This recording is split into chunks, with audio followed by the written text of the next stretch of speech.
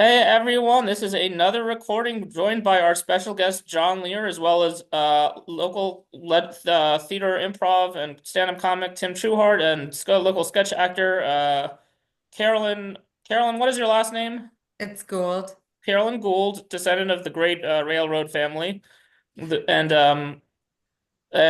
me, Orrin Konheim, local journalist, and Gina Barr, the co-author of the sketch. Without further ado, this is a sketch taking place in a radio show. And the first line goes to Jocelyn. Okay, guys, our advertisers have been calling with some complaints that you've been a little heavy on the innuendo. Remember, Let's Talk Dirty is just a cheeky way to make gardening more exciting.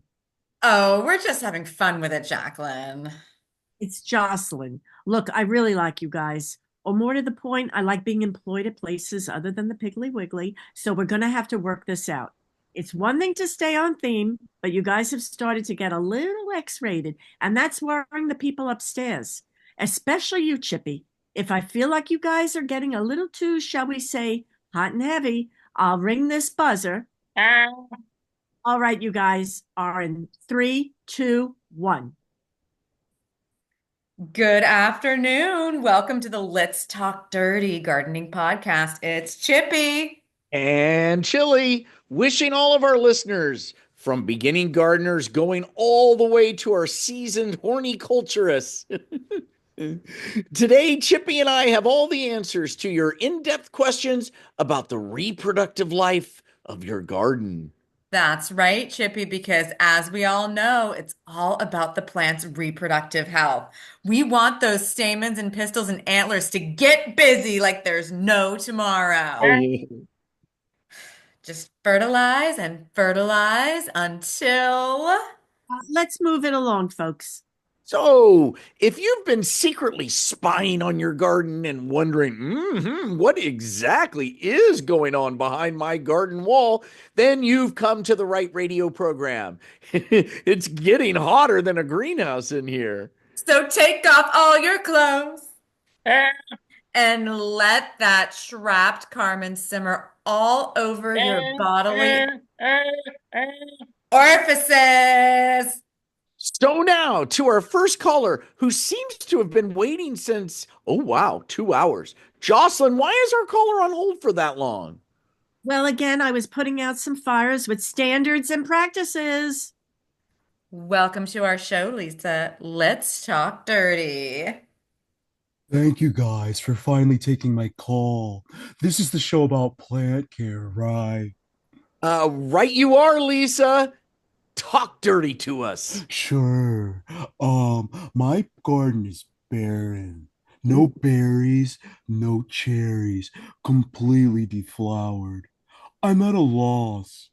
Any ideas how I can get my foliage interested in some afternoon delight? Ooh, have you thought about adding ferns? They can transform your garden into a lush affair. Oh, that sounds nice. And if your plants aren't enjoying sex with each other, it might be time to turn a new leaf and introduce a third. Have you thought about inviting some insects to add heat to your peat? Oh, wow. I feel suddenly euphoric. Oh, my plants were doomed by their sexual incompatibility. My mind is racing with possibilities of beetles and flies and wasps. Oh my.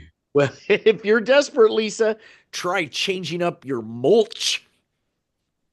You're reminding me, Chili. It really is fun to watch our plants have sex, Hmm. even when it's just sex with the breeze. Lisa, winking at you. It always gives us great pleasure to help our listeners sow their seeds and mulch their way to greater satisfaction.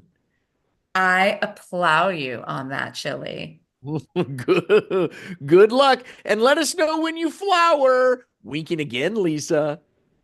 Our next call is a gardener who tells us he's a self-professed prune. Welcome, retired Army Sergeant Major Wilson. Are you there, sir? You're on Let's Talk Dirty. Prude. That's prude. I admit to being a prude first class. I like garden as much as the next man, which is why I called in. But I was listening to the last call, and why does any of this matter anyway? Over.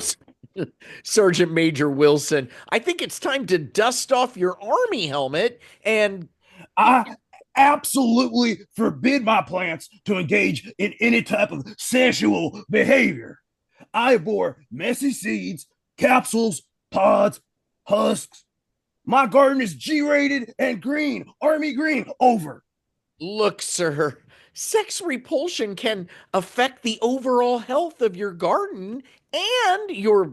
Besides, isn't it just so gratifying to think about your plants like all other living beings who need an exuberant romp in the hay? Eh, So forceful that you feel as if your body is getting pulverized under the weight of your lover, like your pelvis might shatter into a million pieces, and it's all worth it because that's what your body was meant to do. eh, eh, eh.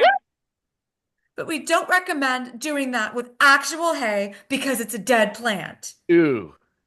Once again, Chippy, please ixnay on any implications that either of you have incorporated plants, or especially livestock, feed directly into your sex lives. We lost John Deere account over that. I apologize. Chippy is just excited about plants. And, sir, refusal to watch sex, have sex, talk about, or even think about sex. Sergeant Major Wilson, it's very unfortunate your consensual plants are suffering due to the fact that you're simply just, well, no fun. Yeah, boo. Oh, it's okay. I haven't felt like getting dirty since my wife died. My soil seeds need tilling bad. Okay. Over. Now we're getting Over. below your topsoil, sir. Good. Okay. Please stay on the line. We're connecting you now to Jamaica from Tending to You, who will help you turn on your hose. Who's the next caller, Jocelyn?